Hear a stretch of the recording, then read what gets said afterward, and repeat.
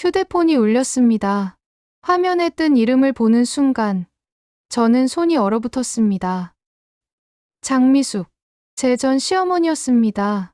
이혼한 지 딱 3개월 만에 걸려온 전화였고 저는 잠시 망설이다가 통화 버튼을 눌렀으며 수화기 너머로 익숙하지만 이제는 듣고 싶지 않은 목소리가 흘러나왔습니다. 여보세요? 수진아, 너 지금 당장 병원으로 와. 준호가 응급실에 있어. 교통사고 났다고. 수술비가 5천만 원이 필요한데 우리는 지금 돈이 없어. 내가 가진 돈 다 들고 당장 와. 알았지? 시어머니의 목소리는 다급했고 명령조였으며 마치 제가 여전히 그 집 며느리인 것처럼 제가 당연히 달려가야 하는 것처럼 말하고 있었습니다. 저는 잠시 침묵했습니다. 그리고 천천히, 아주 천천히 입을 열었습니다. 죄송한데요. 누구시죠? 잘못 거신 것 같은데요. 그 한마디를 남기고 저는 전화를 끊었습니다. 손은 떨리지 않았고 가슴은 시원했으며 3년간의 지옥 같은 결혼 생활과 3개월 전의 치욕스러운 이혼. 그 모든 것을 끝낸 후 처음으로 느끼는 완벽한 자유였습니다. 제 이름은 박수진, 올해 38입니다. 저는 3개월 전 이혼했고 3년간의 결혼 생활은 제 인생 최악의 악몽이었으며 그 악몽에서 깨어나기 위해 제가 치러야 했던 대가는 상상을 초월했습니다. 하지만 지금 이 순간 전 시어머니의 다급한 목소리를 들으며 전화를 끄는 이 순간만큼은 그 모든 고통이 값어치 있었다고 느껴졌습니다. 왜냐하면 이제 저는 더 이상 그들의 며느리가 아니었고 더 이상 그들의 ATM 기계가 아니었으며 더 이상 그들에게 아무것도 빚진 것이 없었기 때문입니다. 이 이야기는 제가 어떻게 지옥에서 빠져나왔는지 그리고 제게 5천만 원 들고 당장 와라고 소리치던 사람들이 어떻게 무릎 꿇고 빌게 되었는지에 대한 이야기입니다. 일부 지옥의 시작, 3년 전으로 돌아가겠습니다.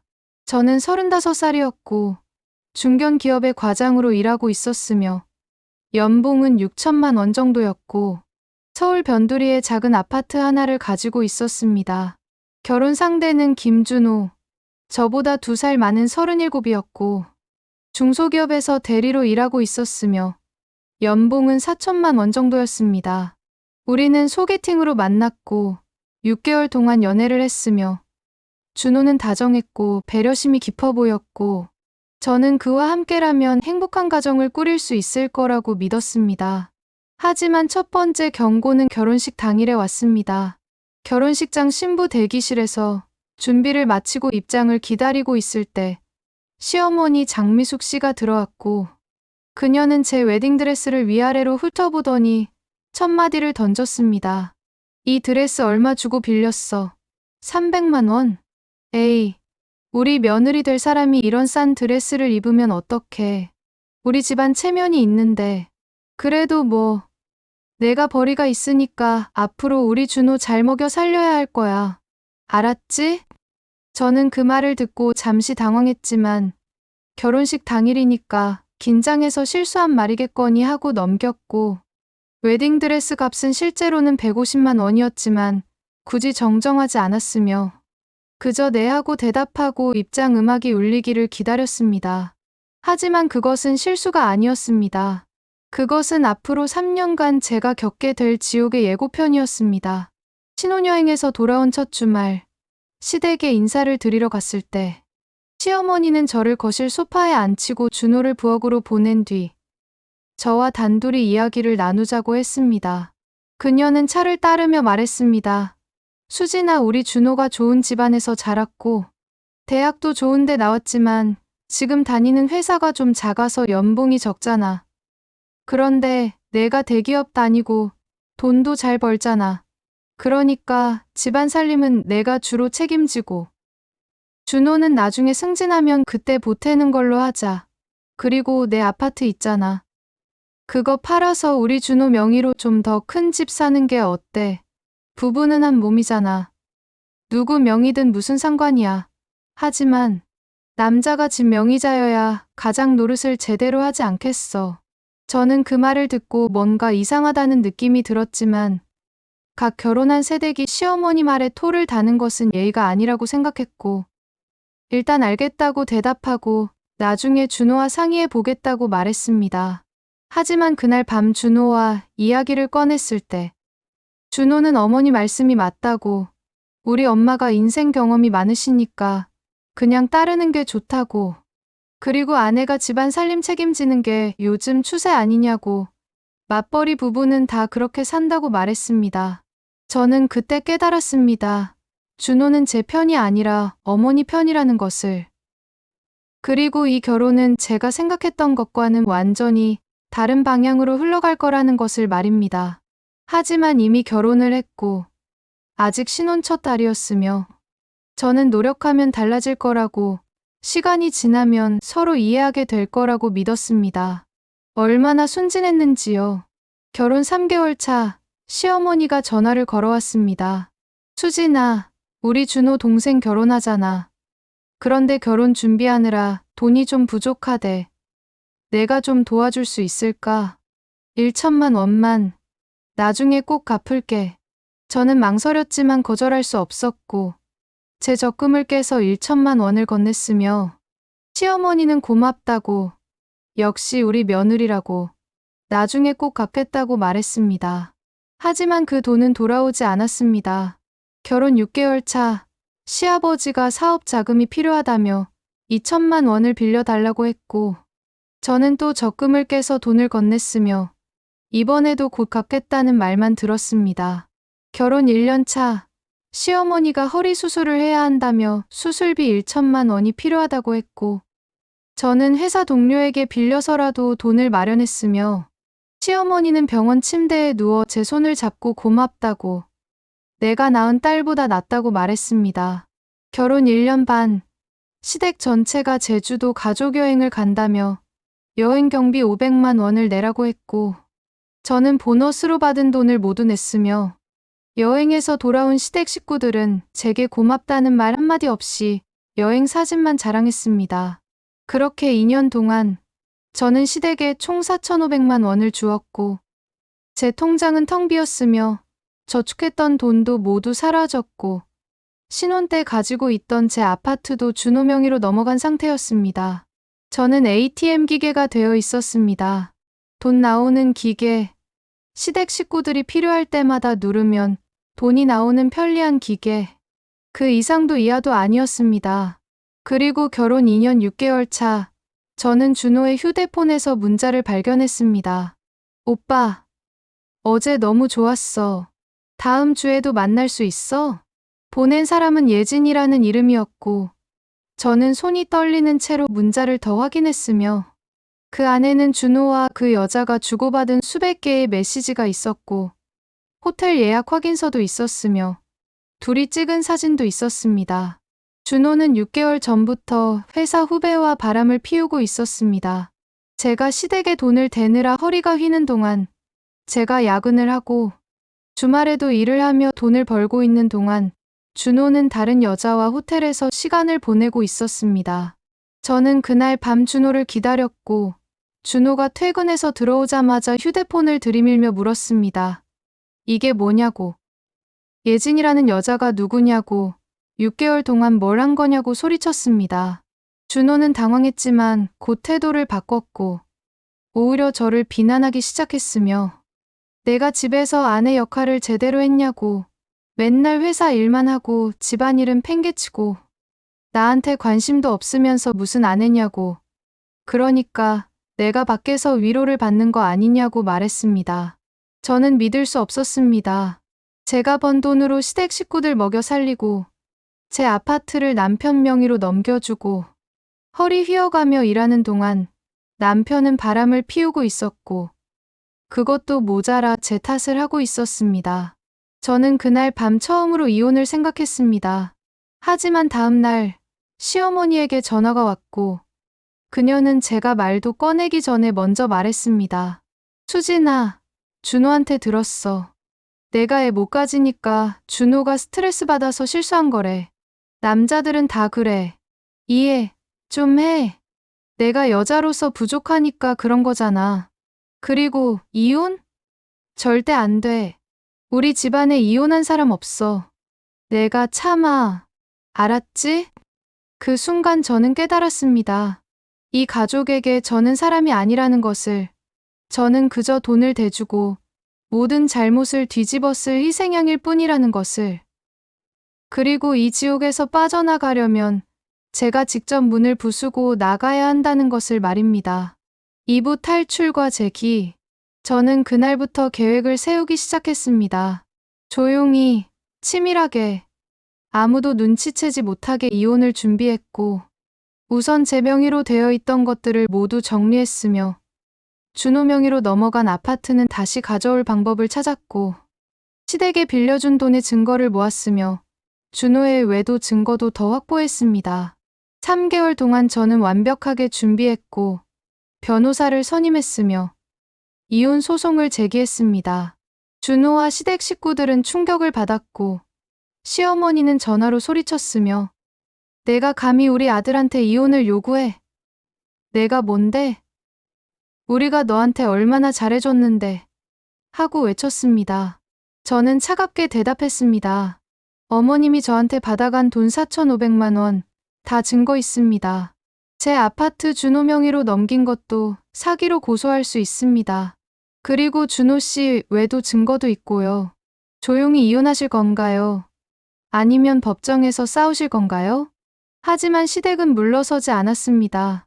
그들은 오히려 더 악랄해졌고, 준호는 법정에서 거짓말을 했으며, 시어머니는 제가 시댁 돈을 훔쳐갔다고 맞고소를 했고, 시아버지는 제 회사에 전화를 걸어 저를 음해하려 했으며, 준호의 동생은 SNS에 저를 비난하는 글을 올렸습니다. 재판은 6개월 동안 계속됐고, 그 과정은 지옥 그 자체였으며, 저는 회사도 그만둬야 했고, 정신과 치료도 받아야 했으며, 매일 밤 악몽에 시달렸습니다. 하지만 저는 포기하지 않았습니다. 결국 법원은 이혼을 인정했지만, 위자료는 0원이었고, 아파트는 절반씩 나누라는 판결이 나왔으며, 시댁에 빌려준 돈은 증거 불충분으로 인정받지 못했고, 준호의 외도는 인정되었지만 제가 아내 역할을 제대로 하지 않았다는 이유로 위자료가 감면되었습니다. 저는 결국 결혼 전 제가 가지고 있던 아파트의 절반 값인 1억 원만 받고 쫓겨났고, 시댁에 빌려준 4,500만 원은 돌려받지 못했으며, 3년간의 결혼 생활 동안 번 돈도 모두 잃었고, 빈털터리가 되어 고시원으로 들어갔습니다. 그날 밤, 고시원 작은 방에 누워 저는 천장을 보며 생각했습니다. 이게 정의인가? 이게 공평한 건가? 제가 뭘 잘못했길래 이런 벌을 받는 건가? 하지만 동시에 저는 결심했습니다. 다시 일어서겠다고, 이 바닥에서 기어 올라가겠다고, 그리고 저를 짓밟은 사람들이 후회하게 만들겠다고 맹세했습니다. 이혼 1개월 후, 저는 작은 카페 아르바이트를 시작했고, 동시에 온라인으로 핸드메이드 액세서리를 만들어 팔기 시작했으며, 하루 4시간 자면서 일했고, 한 달에 200만 원을 벌었으며, 그 돈을 한 푼도 쓰지 않고 모았습니다. 이혼 3개월 후, 저는 저축한 돈으로 작은 온라인 쇼핑몰을 열었고, 핸드메이드 액세서리와 소품을 팔기 시작했으며, SNS 마케팅을 직접 배워서 적용했고, 한 달에 500만 원을 벌기 시작했습니다.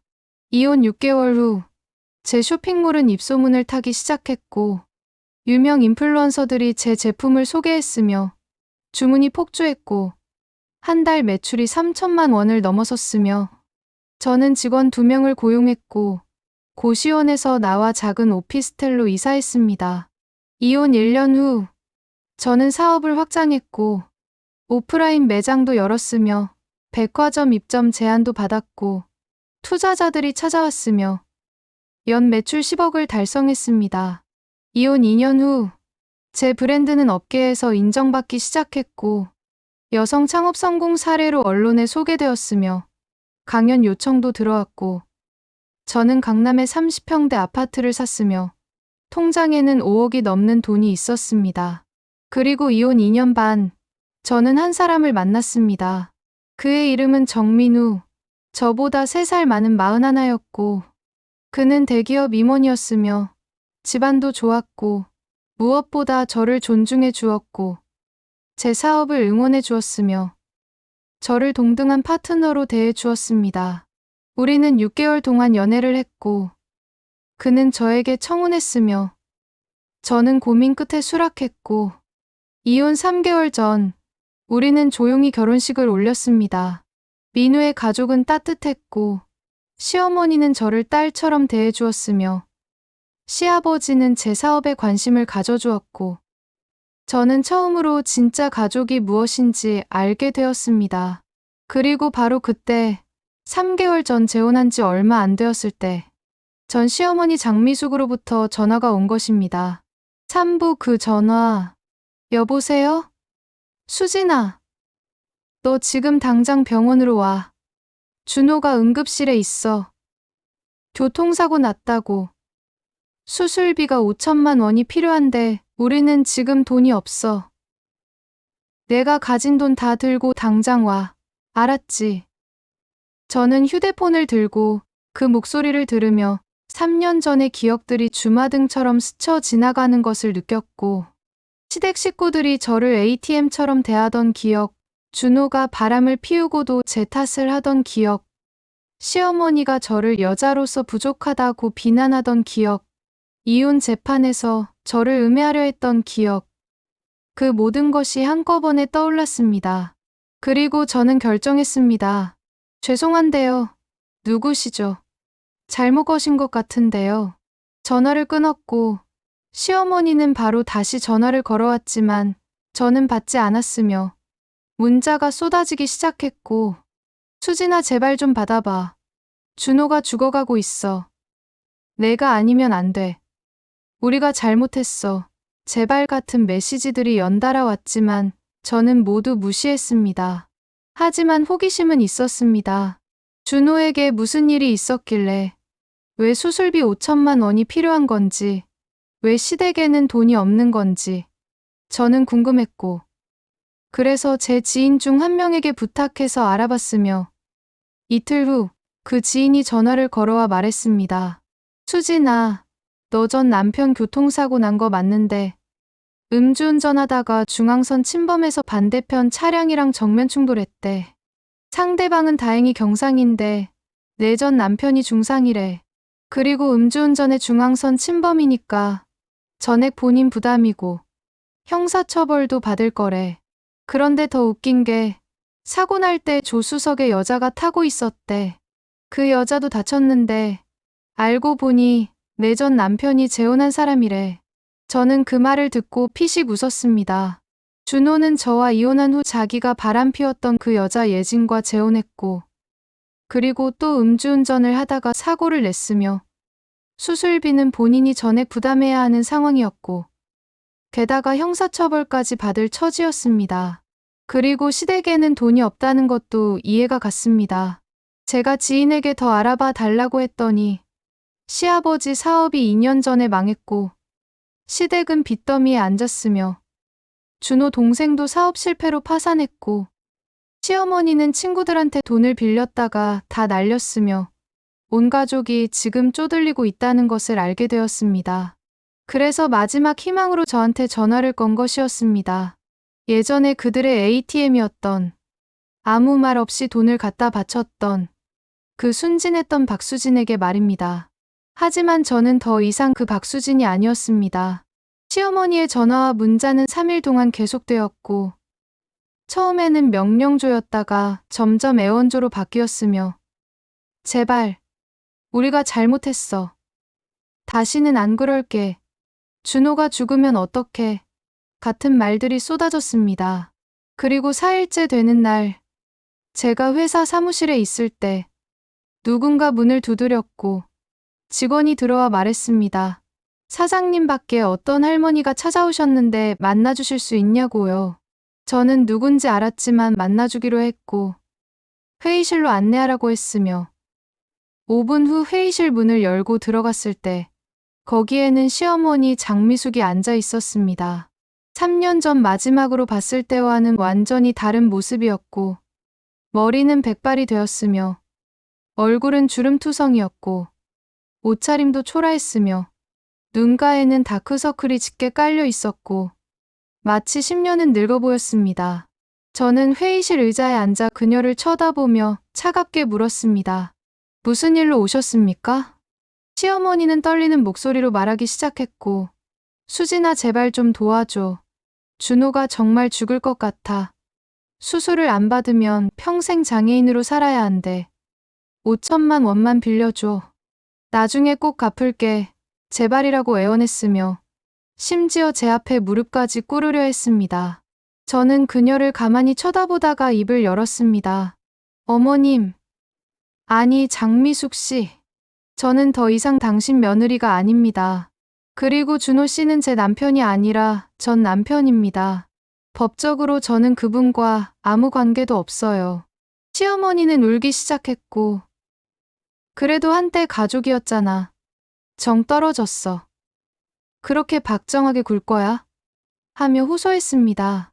저는 피식 웃으며 대답했습니다. 가족이요. 제가 4,500만 원을 드렸을 때는 가족이었나요?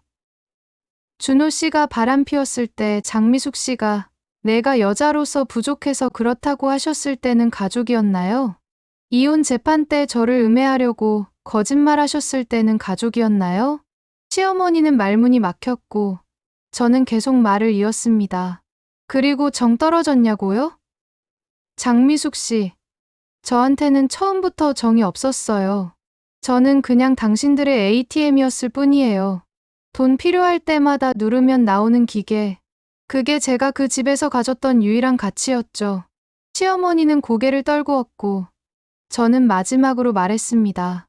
돌아가세요. 그리고 다시는 연락하지 마세요. 준호 씨 수술비는 준호 씨가 스스로 해결하시든지 아니면 준호 씨 현재 부인이 내시든지 하세요. 저는 남입니다. 시어머니는 자리에서 일어나며 마지막으로 독을 뱉었고 너 이러다 벌 받아. 나중에 후회할 거야. 이렇게 냉정한 사람 처음 봐 하며 소리쳤지만 저는 그저 회의실 문을 열어주며 나가라는 손짓만 했습니다. 그녀가 나간 후 저는 회의실 의자에 앉아 깊은 숨을 쉬었고 손은 떨리지 않았으며 가슴은 시원했고 3년간의 한이 마침내 풀리는 기분이었습니다. 4부 완벽한 엔딩. 그로부터 일주일 후 저는 우연히 준호의 소식을 들었습니다. 결국 시댁에서 돈을 구하지 못했고 준호는 응급수술만 받고 중환자실에 누워있으며 평생 하반신 마비로 살아야 할 가능성이 높다는 것. 그리고 음주운전 및 중앙선 침범으로 2년 실형을 선고받았다는 것. 현재 부인 예지는 이혼을 요구하고 있다는 것을 알게 되었습니다. 저는 그 소식을 듣고 동정심이 들지 않았고 오히려 인과응보라는 생각이 들었으며 자기가 뿌린 씨앗을 자기가 거두는 것뿐이라고 생각했습니다. 시댁도 결국 파산 선고를 받았고 시아버지는 노인 일자리로 근근히 살아가고 있으며 시어머니는 친구들에게 빌린 돈을 갚지 못해 연락이 끊긴 상태이고 준호 동생도 신용불량자가 되어 지방으로 내려갔다는 소식을 들었습니다. 한때 저를 무시하고 깔보던 그 사람들이 저를 ATM으로만 대하던 그 사람들이 모두 무너져 내렸고 그들이 저에게 했던 모든 것들이 부메랑이 되어 돌아온 것입니다. 그로부터 6개월이 지났습니다. 저는 지금 민우와 함께 행복하게 살고 있고 제 사업도 계속 성장하고 있으며 연 매출 50억을 달성했고 직원도 30명으로 늘었으며 새로운 브랜드 론칭도 준비 중입니다. 민우의 가족은 저를 진짜 가족처럼 대해주고 있고 저는 처음으로 명절이 기다려지는 사람이 되었으며 시어머니와 쇼핑도 함께 다니고 시아버지와는 골프도 치러 다니고 진짜 가족이 이런 거구나 하고 매일 느낍니다. 그리고 한 달 전 저는 임신 소식을 들었습니다. 현재 임신 3개월이고 민우는 매일 저를 공주처럼 대해주고 있으며 양가 부모님들도 너무나 기뻐하시고 저는 지금 제 인생에서 가장 행복한 시간을 보내고 있습니다. 가끔 생각합니다. 만약 제가 그때 시어머니의 전화를 받고 5천만 원을 주러 갔다면 어땠을까? 만약 제가 가족이었으니까 라는 이유로 또다시 ATM이 되었다면 어땠을까? 하지만 저는 그러지 않았습니다. 저는 누구시죠? 라고 되물었고 전화를 끊었으며 과거를 완전히 끊어냈고 그 선택 덕분에 지금의 행복을 얻을 수 있었습니다. 결혼은 사랑하는 두 사람의 결합이지 한쪽이 다른 쪽의 ATM이 되는 관계가 아닙니다. 가족은 서로를 존중하고 아끼는 관계이지 한쪽이 다른 쪽을 착취하는 관계가 아닙니다. 그리고 이혼은 실패가 아니라 잘못된 선택에서 벗어나 새로운 시작을 하는 용기입니다. 저는 지금 행복합니다. 그리고 저를 불행하게 만들었던 사람들에게는 이제 아무런 감정도 없습니다. 용서도, 미움도, 아무것도 없습니다. 그들은 그저 제 과거의 한 페이지일 뿐이고, 저는 이미 새로운 챕터를 쓰고 있습니다. 그리고 그 새로운 챕터는 사랑과 존중과 행복으로 가득 차 있습니다.